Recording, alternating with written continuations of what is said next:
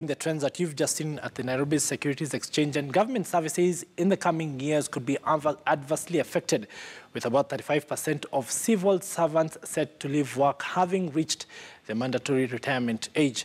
Now, experts are saying that the biggest losses will be in terms of knowledge that these cadre of workers have gained over the last 20 years of their service. The news came as it emerged that government was still hanging on to 1,700 workers who had reached mandatory retirement age, but their knowledge and expertise was still needed. According to Vera Obonyo, the Deputy Director in charge of learning at the Kenya School of Government, the retiring workers had acquired crucial knowledge which was necessary to keep the government running and to ensure efficient service delivery to the people. She noted that the move to freeze recruitment of government workers a couple of years ago left a major gap, leading to the current crisis.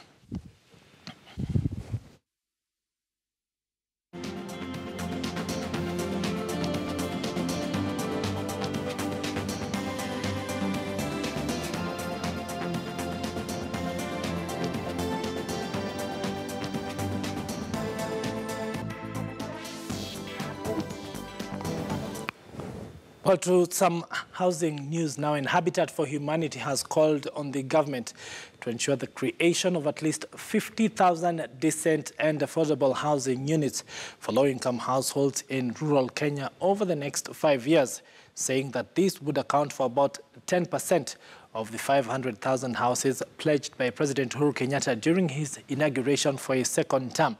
Now, according to Habitat, 1,500 substandard houses are built in rural Kenya each week, mostly made of wood or mud. This compounds the housing problem for the close to 20 million Kenyans that are living below the poverty line.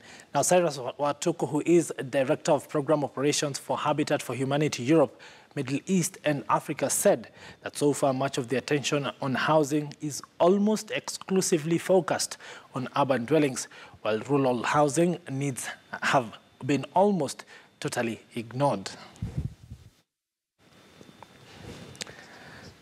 Well, moving on to some good news now, in Dusit D2 in Nairobi has received global recognition from the World Luxury Hotel Awards after being awarded the Best Luxury Business Hotel in 2017 across the entire country. Now, the annual awards ceremony held in Switzerland seeks to recognize luxury hotels for their world-class facilities, service excellence, and provided to guests and presentation. Over 300,000 votes were tallied in this year's awards from travelers and guests who visited the various luxury establishments that emerged as winners this year. The hotel that achieved the 5-star rating in 2016 from the Tourism Regulatory Authority has been operational in the country for 2 years now.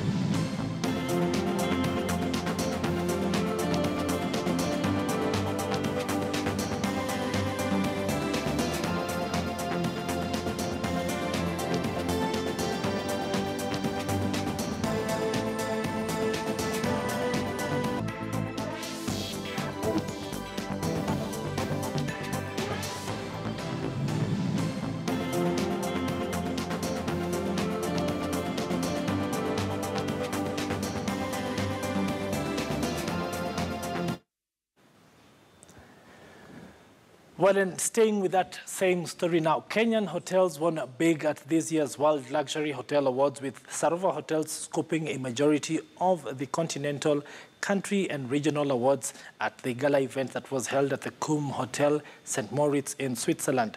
The Sarova Hotels, Resorts and Game Lodges, the largest indigenous chain of hotels in the country, was awarded the Luxury Management Group Award in Nairobi, as well as the Luxury Collection Group Award and Luxury Brand Award in the country and also across the continent, respectively. The Sarova Mara camp, strategically placed within the Masai Mara National Reserve and near the Sekenani Gate, took home the biggest award of the evening for the Sarova Hotels Group when it was recognized as a global winner in the Luxury Tented Safari Camp category. The lodge also took the top honors as Africa's luxury adventure destination.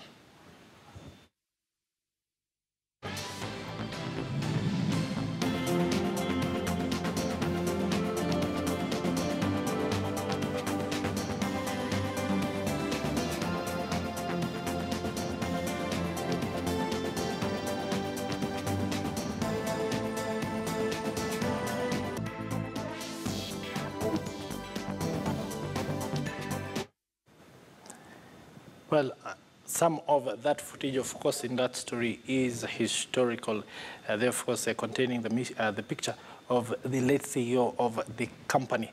Well, Mhasibu Sacco plans to more than double its membership over the next 3 years, with a targeted membership of nearly 45,000 by the year 2020. Mhasibu, which held its first ever membership recruitment drive, open fun day and exhibition for the current members and their families, said that the event aims to bring together the finance and accounting fraternity to explore sustainable trade and entrepreneurship, besides helping people with similar objectives reach financial independence.